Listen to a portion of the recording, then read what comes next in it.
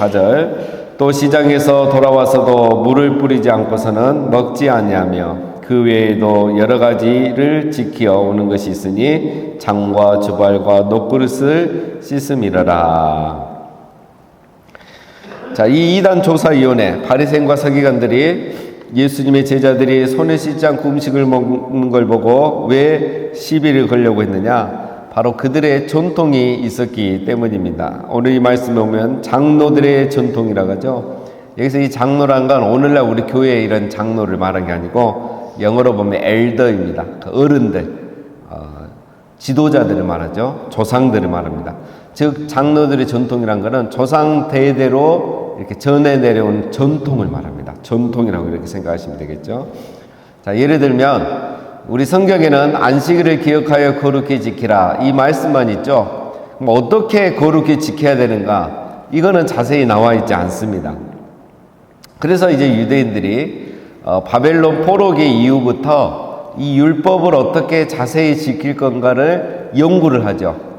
왜냐하면 자기들이 율법을 제대로 지키지 않아서 이방 나라에 망하고 포로로 잡혀온 걸 깨닫게 돼요. 그래서 우리가 율법을 제대로 지켜야 되겠다. 이런 선한 의도로 율법을 해석하기 시작하고 세부적인 조항을 만들기 시작해요. 그래서 안식일에는 예를 들면 1km 미만은 걸어도 되고 그 이상은 걸어가면 그거는 일하는 게 된다. 이렇게 하는 거죠. 그래서 사도행전 1장에 보면 감람산은 안식일에 가기에 알맞은 길이라 이 말이 있어요. 안식일에 갈 수 있는 정한 길, 그 거리 안에 있는 곳이 바로 예루살렘에서 감람산이라 이런 말인 겁니다. 이런 세부적인 율법들이 있었습니다.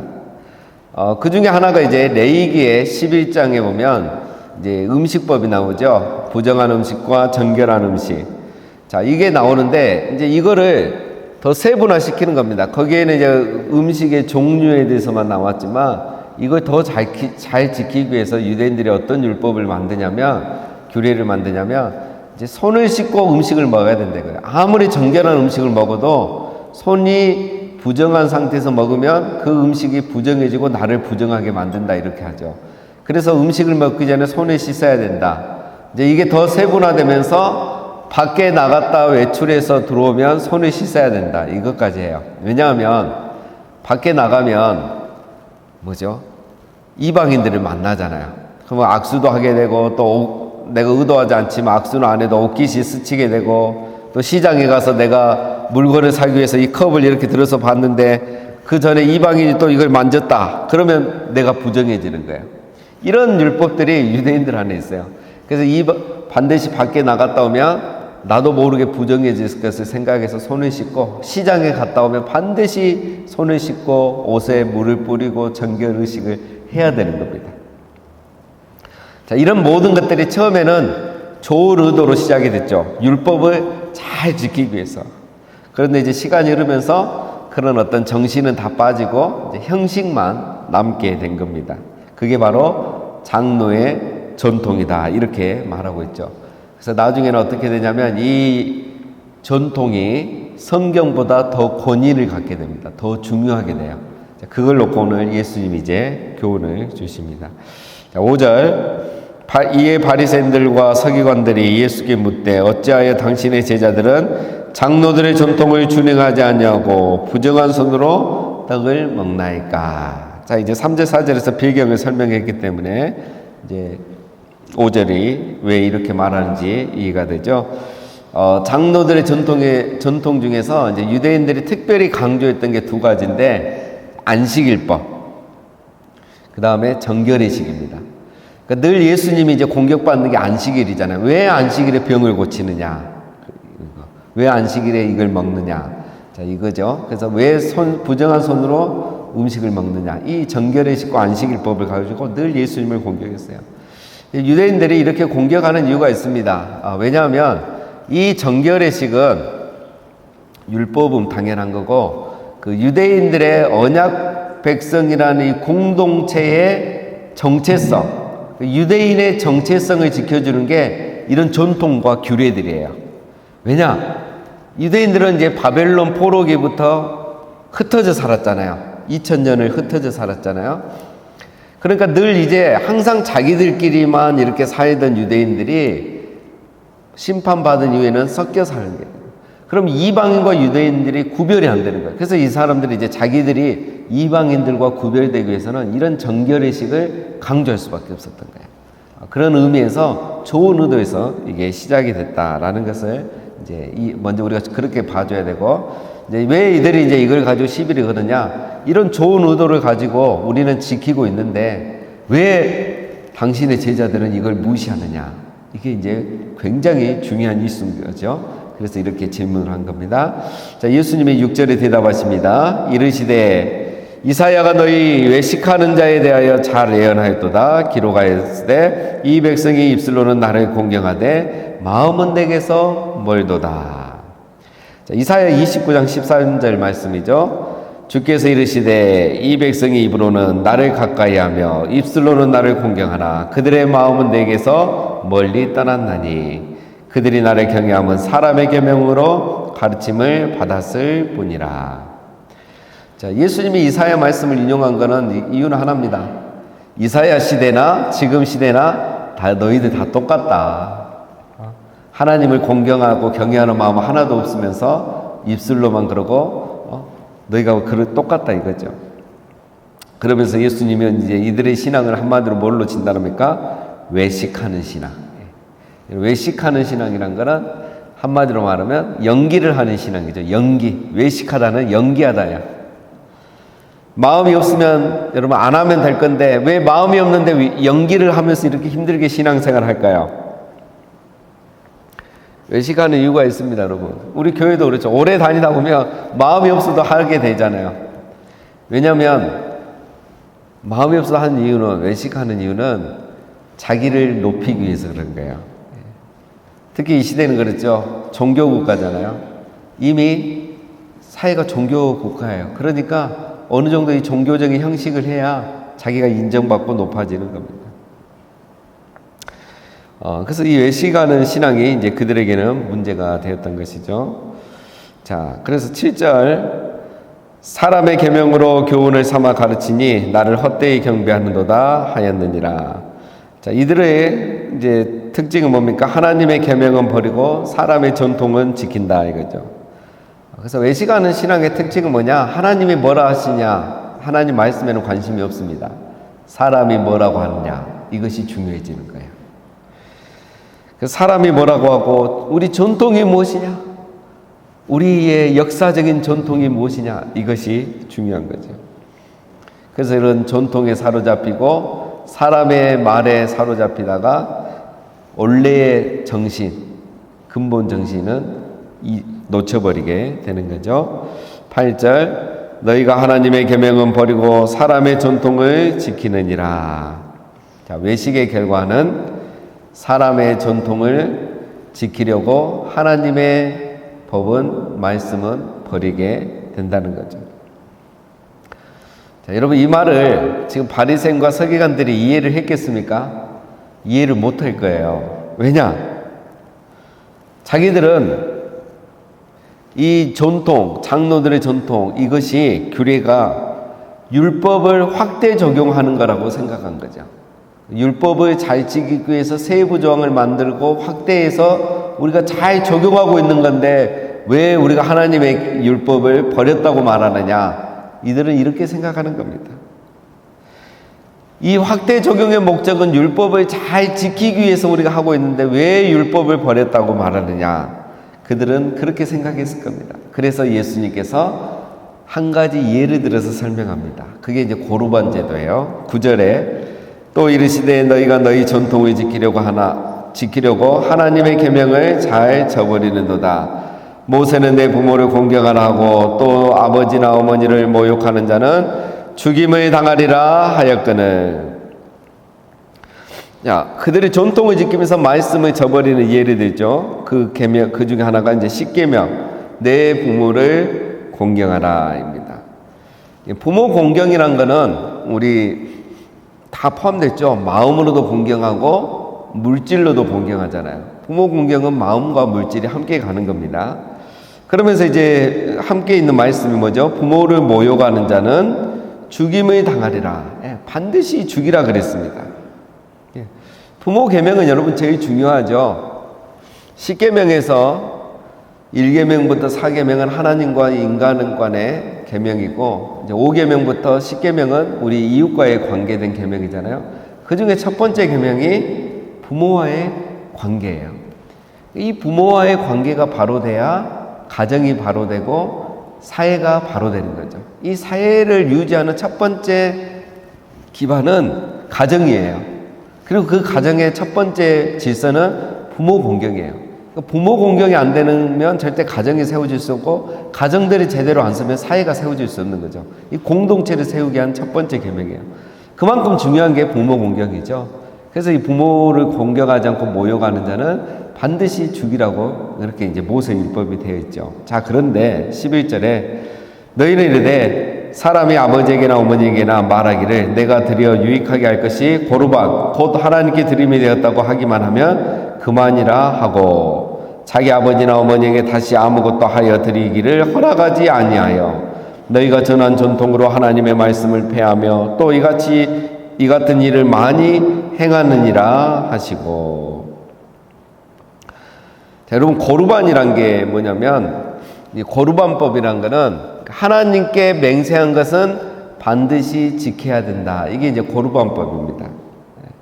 그래서 이 율법의 근거에서 하나님께 드려질 그 특별한 돈, 또 재물, 우리로 말하면 헌금이겠죠. 이런 것을 고르반이라 그래요. 그래서 내가 하나님께 이 돈을 헌금하겠습니다 하고 이제 딱 정하면은 그거는 반드시 하나님께 드려야 된다. 이렇게 이제 정한 거죠. 그걸 고르반이라고 합니다. 자, 문제는 유대인들이 이것을 악용했다는 거죠. 자, 예를 들면 갑자기 부모님이 전화가 오는 거예요.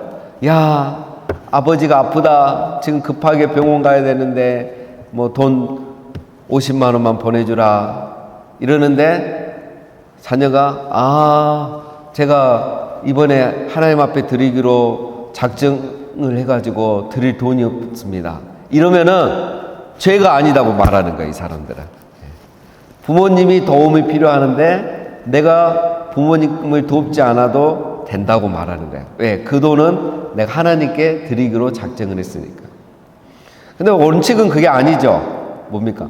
하나님께도 드려야 되고 부모님께도 효도를 해야 되죠. 두 개 다 해야 되는데 인간이 두 개 다 하려니까 아까운 거예요. 그런데 하나님께 안 하려니까 이거는 안 되는 거예요. 신앙의 양심과 또 외식하는 신앙. 내가 사람들에게 인정받아야 되잖아요. 주보에 예를 들면 내 이름이 11조 명단에 나와야 되는데 안 나오면 부끄럽잖아요. 그러니까 이거는 해야 되는 거예요. 정말 하나님을 사랑하고 하나님께 헌신하기 위해서 하는 게 아니고 자기 외식하는 신앙을 있어요. 그러면서 부모님께 드릴 거는 안 드리는 거죠. 이게 바로 이들이 고르반 제도를 악용해서 사람의 전통을 가지고 부모 공경하는 하나님의 말씀을 지키지 않고 있다는 것을 예수님이 지적하는 겁니다. 그래서 부모 공경에 대해서 출애굽기 20장에 10계명에서 아버지나 어머니를 욕되게 하는 자는 죽이라고 21장 17절에 얘기했죠. 그리고 10계명 20장에서는 부모를 공경하라겠죠. 그러니까 결국은 뭡니까? 부모 공경하지 않는 거, 부모를 모욕하는 자는 죽이라는 이 두 가지 계명을 다 폐해버리는 거예요. 지키지 않는 거예요. 즉 인간이 이 고르반 제도를 악용하는 악한 품성을 예수님이 지적하고 있는 거죠. 고르반 제도가 오히려 부모님을 공경하지 않는 악한 도구가 되는 겁니다. 그래서 13절에 하는 말씀이 너희가 전한 전통으로 하나님의 말씀을 폐하고 있고 너희가 이렇게 하는 일이 너무 많다는 거죠. 예를 들면 이거 하나지 너희들이 너무 많다는 거예요. 그래서 이제 오늘 이 처음에 시작했던 이야기로 다시 돌아가면 부정한 손, 씻지 않는 손으로 음식을 먹지 않는 거, 이건 너희가 정한 방식이지만 정말 더 중요한 건 뭐냐? 너희의 마음이 깨끗하지 않다. 너희는 정말 마음이 이미 부정하지 않느냐? 그 중에 하나가 부모를 공경하지 않으면서 이 고르반 제도를 악용하고 있는 너희의 그 부정한 마음을 씻어야지, 손을 씻는 것보다 그것을 너희 마음을 씻는 게 더 중요하다. 이 진실한 신앙에 대해서 예수님이 말씀하고 있는 것입니다. 자, 오늘 말씀 가지고 우리가 두 가지만 적용하면, 첫 번째는 여러분 잘못된 열정은 교만이 되고 교만은 사람을 판단하게 되는 겁니다. 오늘 바리새인과 서기관들의 실수이죠. 여러분, 정결의식은 좋은 의도로 만든 것입니다. 정결의식을 하면 좋죠. 예. 정결의식 이런 건 정말 좋은 거죠. 거룩함을 지키는 것이 목적이 되어야 하는데, 그러나 그것이 타인을 판단하는 기준이 될 때는 위험한 겁니다. 우리가 이런 실수를 하는 경우가 많습니다. 그래서 여러분, 항상 우리가 조심해야 돼요. 특별히 우리가 신앙생활 열심히 하신 분들은 더 조심해야 돼요. 새벽 기도로 열심히 나오시는 우리는 더 조심해야 돼요. 새벽 기도 안 나온 사람을 정죄하면 안 돼요. 나올 수 있는 은혜를 우리에게 주신 하나님께 우리가 감사해야 돼요. 그리고 그들을 위해서 기도해야 되는 거예요. 내가 헌금생활, 예배생활 잘한다고 해서 잘못하는 사람들을 정죄하면 안 돼요. 나는 예배 10분 전에 와서 기도로 예배를 준비하는데 그렇게 하지 않는 사람은 우리가 정죄해서는 안 돼요. 물론 격려는 하고 권해야 되지만. 그래서 나의 열심과 우리의 전통이 타인을 배척해서는 안 된다는 겁니다. 이러면 이제 바리새인 서기관처럼 우리가 실수를 하게 돼요. 뭐 예를 들면 우리도 이제 우리 교단에 아름다운 전통이 하나 있었잖아요. 그 주일에 돈 쓰면 안 된다. 이거 가지고 우리가 얼마나 사람들을 판단하고 그 정죄하고 또 논쟁도 많이 했습니까? 지금 주일날 이제 돈 안 쓰고 뭐 이렇게 안 하는 사람 거의 없어졌잖아요. 이런 어떤 전통, 특히 이런 전통을 가지고는 우리가 사람을 판단할 때 조심해야 된다. 일단은 내가 잘 지키는 게 중요한 거지, 지키지 않는 것에 대해서 우리가 이렇게 판단하고 비판하면 안 됩니다. 두 번째, 마지막은 중요한 거죠. 우리 사람의 생각으로 자기의 불순종을 정당화해서는 안 된다는 거예요. 거루반과 여러분 부모 공경은 아무 상관없는 겁니다. 그렇죠? 하나님께 드리는 것이 아까우니까 이렇게 하는 거예요. 불순종을 정당화하거나 자기가 하고 싶은 것을 하기 위해서 성경을 인용하는 것이 진짜 부정함입니다.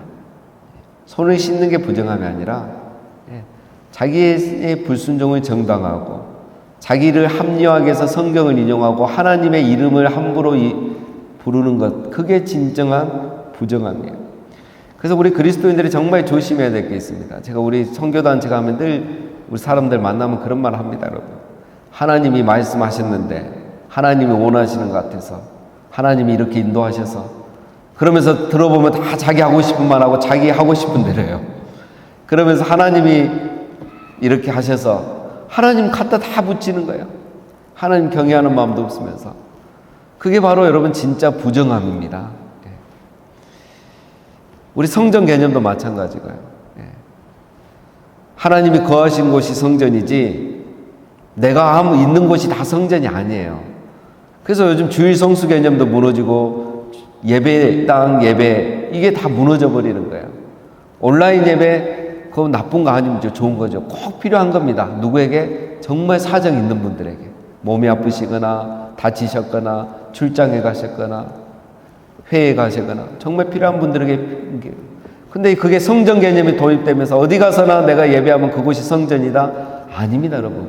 하나님이 거하시는 곳이 성전이에요. 내가 온라인 예배를 드리든 교회에서 예배를 드리든 내가 그 예배를 드리고 기도회를 하는데 눈물을 흘리고 말씀에 감격하고 결단을 하고 변화가 일어나면 그곳이 성전인 거지, 내가 소파에 앉아서 편안하게 앉아서 예배 드리고 1시간 딱 끝났다고 해서 그곳이 예배가 되는 것이 아니고 성전이 되는 게 아니에요. 이런 모든 것들이 오늘 이 시대에 들어와서 여러분 우리의 진정한 부정함이 뭔지를 우리가 모르고 남을 판단하는 그런 시대가 돼버린 것입니다. 하나님의 말씀이 뭐라고 하느냐, 이게 중요한 겁니다. 하나님의 말씀은 하나님의 영이, 하나님이 거하시는 곳이 성전이라고 하는 거예요. 이게 중요한 거죠. 그래서 불순종을 정당하는 것이 부정이고 말씀으로 인도함을 받는 것이 정결함인 겁니다. 내 생각이 중요한 게 아니고 불순종을 정당화하는 내 생각이 들어가면 그것이 무엇이든 부정함이 될 수 있고, 말씀이 뭐라 하느냐에 따라서 내가 순종하고 따라가면 그것이 무엇이든 어디든 무엇을 하든 정결함이 되고 정결한 행동이 되는 것입니다. 우리 모두가 외적인 종교 행위보다는 내면의 동기를 감찰하시는 하나님 앞에서 정말 주님을 향한 갈망과 순전한 마음으로 말씀에 순종해서 참으로 정결한 성도로 살아가시는 우리 모두가 되시기를 주님의 이름으로 축원드립니다.